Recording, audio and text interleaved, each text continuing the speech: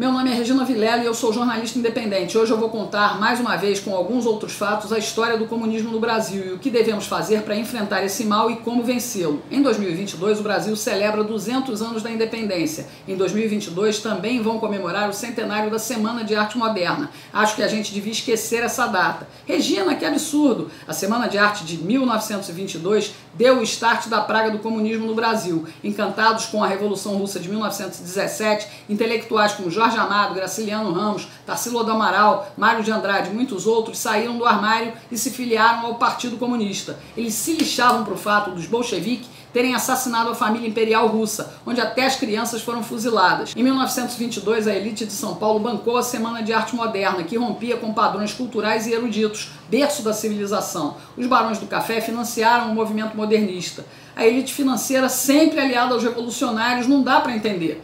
Bom, além de mudanças radicais na arte e cultura, o comportamento dos modernistas era também um estilo de vida, desregrado e libertino. Depois do crash na Bolsa de Nova York em 1929, o dinheiro acabou. Essencialmente agrícola, a economia brasileira levou os barões do café à falência, o que facilitou o movimento tenentista, a Revolução de 30 e a ascensão de Getúlio Vargas. Houve um movimento contrário, a Revolução Constitucionalista de 1932, mas isso eu conto no outro vídeo. A Era Vargas foi uma ditadura violenta de 1930 a 1945, semelhante ao que acontecia na Europa. Fascismo na Itália com Mussolini e nazismo na Alemanha com Hitler. Carismático, populista e mão de ferro, Getúlio Vargas implantou aqui políticas similares. De Mussolini, Getúlio copiou a Carta del Lavoro, as leis trabalhistas da CLT. Com ela, deu força aos sindicatos, instrumentalizados pelo governo. Décadas mais tarde, dessa raiz podre surgiu o Lularápio. Do nazismo, o ditador brasileiro copiou o controle social, arregimentou intelectuais e artistas como Villa-Lobos, implantou uma uniformização cultural através da Rádio Nacional. O DIP, Departamento de Imprensa e Propaganda, cuidava do culto à personalidade, transformando Getúlio no pai dos pobres,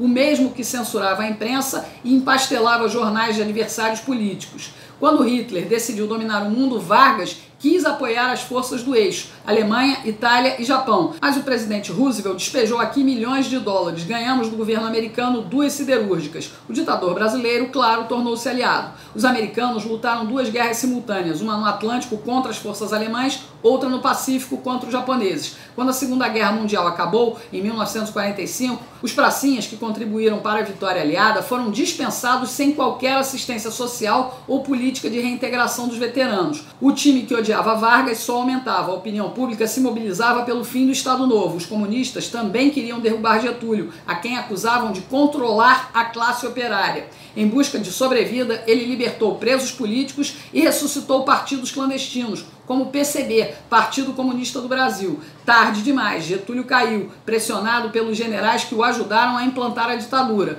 Góes Monteiro e Eurico Gaspar Dutra. Dutra virou candidato pelo PSD. Adivinha com o apoio de quem? Ganha um doce quem disse Getúlio e o PTB. Eles derrotaram o brigadeiro Eduardo Gomes. Getúlio virou senador. A economia do governo Dutra foi um desastre, o que facilitou a volta de Vargas ao Palácio do Catete em 1950. Bota o retrato do velho outra vez. Bota no mesmo lugar. Vargas era estatista, mas a mão do Estado na economia servia a 2 senhores, políticos e forças armadas. O atentado ao jornalista Carlos Lacerda, que denunciava corrupção no governo, deixou um morto, Major Vaz, da Aeronáutica. Os militares, antes divididos, se uniram pela segunda queda de Vargas. Para não dar o braço a torcer, ele preferiu dar cabo da própria vida. Tornou-se ícone da esquerda brasileira, que finge desconhecer o ditador nazi-fascista. Tancredo Neves, João Goulart e Leonel Brizola eram os herdeiros políticos do varguismo, mas quem levou a presidência em 1954 foi o megalomaníaco corrupto Juscelino Kubitschek. Para fazer um governo que prometia 50 anos em 5, Mineiro endividou ainda mais o país para construir Brasília, projeto arquitetônico dos comunistas Lúcio Costa e Oscar Niemeyer, no meio do nada no Planalto Central do Brasil. Providencial. Pense, governar longe do povo é o sonho de qualquer comunista. Não havia reeleição e JK, quando saiu, deu lugar ao doidivana Jânio Quadros, eleito como conservador e anticomunista, chegou logo medalhando o assassino Che Guevara e o neoditador de Cuba Fidel Castro. Jânio estreitou relações com a União Soviética e China, onde estava o vice-presidente João Goulart quando Jânio renunciou depois de 8 meses de mandato. Os militares, entre eles os coronéis Médici e Geisel, que foram tenentistas revolucionários em 1930, apoiaram a posse de João Goulart. Trabalhista como Vargas, de quem foi ministro do Trabalho, Jango queria mais Estado na economia. As reformas de base propunham desapropriação de imóveis, áreas urbanas e rurais, aumento da carga tributária, estatização do setor industrial, energia elétrica, petróleo e químico-farmacêutico. Militares monitoravam a situação. Parte das Forças Armadas dava suporte a Jango e ao cunhado dele, Leonel Brizola, governador do Rio Grande do Sul. Um dos deputados que mais apoiava o governo era João Agripino Doria Neto, da Frente Parlamentar Nacional. Com medo da implantação de um regime totalitário, a classe média decidiu frear os avanços políticos dos comunistas. Nas ruas, milhares de donas de casa participaram da Marcha da Família com Deus pela Liberdade, em São Paulo e no Rio de Janeiro. Convulsão social prestes a explodir.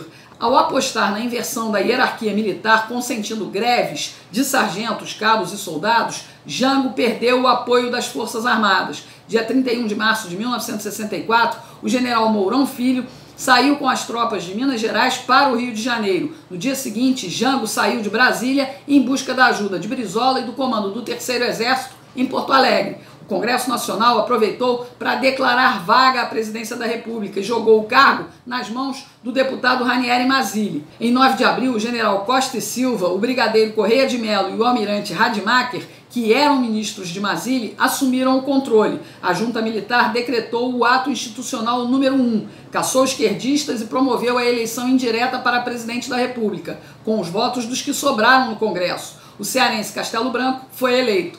O Marechal, que na juventude participou do movimento revolucionário tenentista, depois da Segunda Grande Guerra, voltou como um democrata raiz. Os radicais da esquerda estavam fora da política. Grupos terroristas ameaçavam a ordem institucional. Um atentado contra o general Costa e Silva, uma bomba explodiu e matou várias pessoas no aeroporto dos Guararapes, em Recife. Castelo Branco prorrogou o mandato tentando contemporizar a vida política nacional. Ele promulgou a Constituição de 1967 sem qualquer ato institucional ou dispositivo autoritário. Reduziu o número de partidos para 2, Movimento Democrático Brasileiro, o MDB, e a Arena, a Aliança Renovadora Nacional. Castelo queria arrumar a casa e devolver o governo aos civis, tirando os militares da política. Ele não concordava com o nome do sucessor, mas Costa e Silva se impôs e venceu a eleição indireta no Congresso. Castelo morreu pouco tempo depois num acidente aéreo que nunca foi bem explicado. Costa e Silva era considerado linha dura, anti-nazi comunista ferrenho, aliado ao serviço de inteligência americano. O governo dele enfrentou ataques de guerrilha urbana com assaltos a bancos e sequestros. Atos terroristas na frente de quartéis. Num deles, uma bomba matou o soldado Mário Cosel Filho. Os comunistas queriam derrubar Costa e Silva para transformar o Brasil numa ditadura do proletariado. Costa e Silva aumentou a repressão com o ato institucional número 5. Fechou o Congresso, cassou mandatos, forçou aposentadorias, demissões sumárias, intervenção em sindicatos, núcleos operários e estudantis, além de impor julgamento de civis pela justiça militar.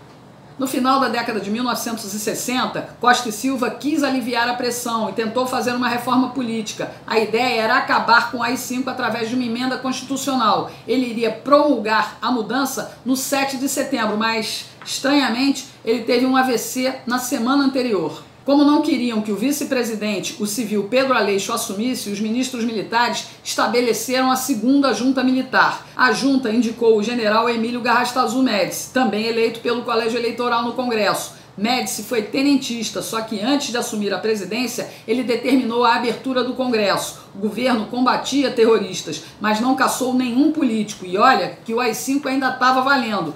O país viveu um milagre brasileiro na economia. Médici implantou o Plano de Integração Nacional com a construção da Transamazônica, Ponte Rio-Niterói e várias BRs.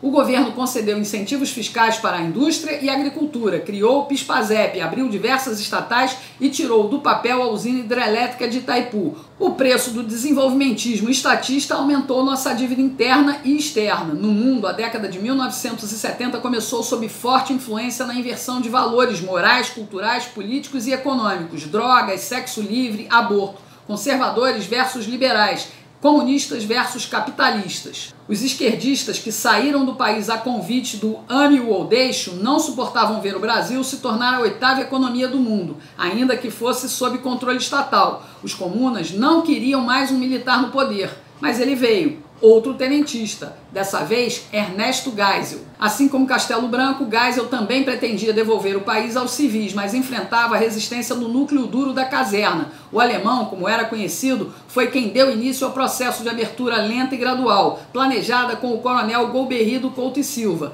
Mensagens encaminhadas aos exilados ofereciam novos passaportes. Brizola, exilado em Nova York, por que não foi para Cuba, né? Recusou a oferta, teve medo, sempre foi covarde. A crise mundial do petróleo afetou a economia desenvolvimentista. A classe média, influenciada pela classe artística e intelectual, passou a crer que o país estava mesmo sob uma ditadura cruel e sanguinária. Imagina, Geisel rompeu um acordo de décadas com os Estados Unidos, se aproximou da República Popular da China, reconheceu a independência de Angola, instaurada por comunistas, fez acordo nuclear com a Alemanha para a construção das usinas de Angra, mais endividamento e crise econômica. Geisel revogou o AI-5, bateu de frente com oficiais linha dura como Silvio Frota e Newton Cruz, que não queriam o país nas mãos de comunistas. Geisel e Golbery escolheram a dedo quem faria o serviço: João Batista Figueiredo, fiel e disciplinado, subserviente ao alemão. Figueiredo não gostava de política. Lembranças da luta do pai, general Euclides de Figueiredo, contra o ditador Getúlio Vargas, que o levou à prisão e depois ao exílio. Geisel sabia que, sem questionar, Figueiredo cumpriria a ordem de fazer a abertura política ampla, geral e irrestrita.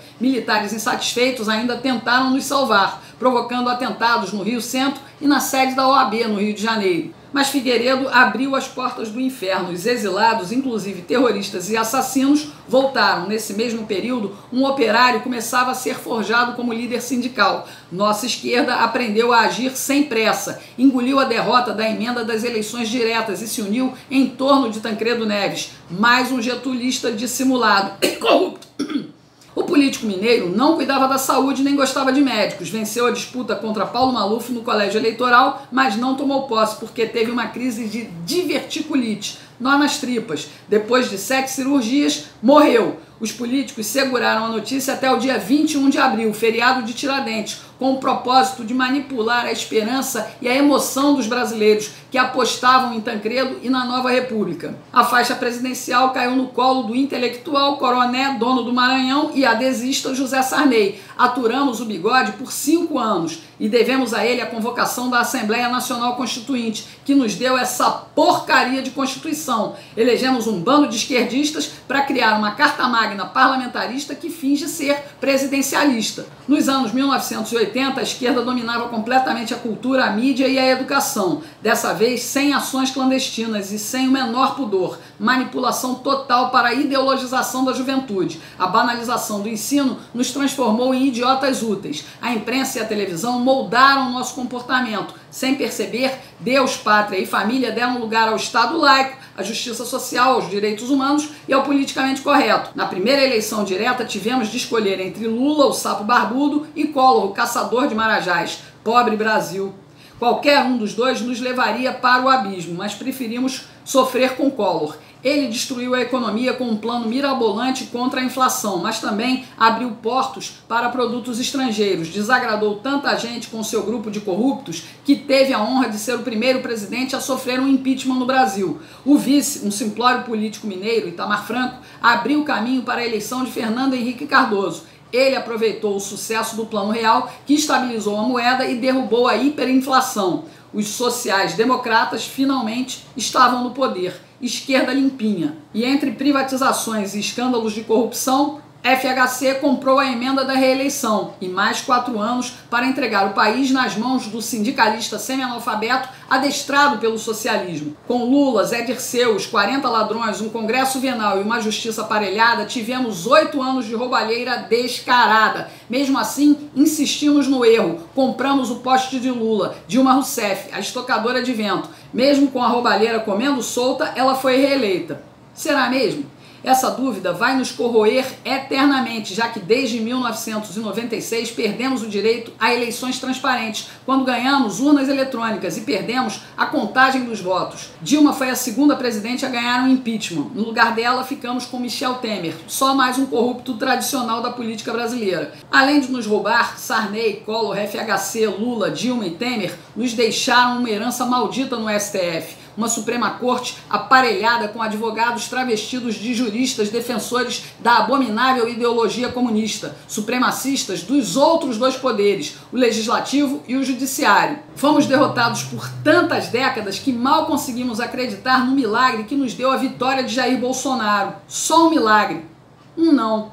Muitos milagres. Só eles explicam a vitória sobre a morte depois da facada, a vitória nas urnas depois de tantas fraudes, a vitória cotidiana sobre as armadilhas dos traidores da pátria, os corruptos de sempre, os mesmos que continuam o serviço sujo para a implantação do comunismo, um regime totalitário que escraviza até a morte. Precisamos apoiar o presidente Bolsonaro, precisamos lutar por nosso direito de votar e saber para quem vai o nosso voto. Eleições com voto impresso, sem que a gente confira os votos. Na mesma hora em que a votação acaba, vai nos jogar de novo no abismo, no esgoto moral, ético e econômico que estávamos antes de Bolsonaro. Eu não quero voltar para lá, então tá na hora da gente lutar. Voto é secreto, mas a apuração deve ser aberta.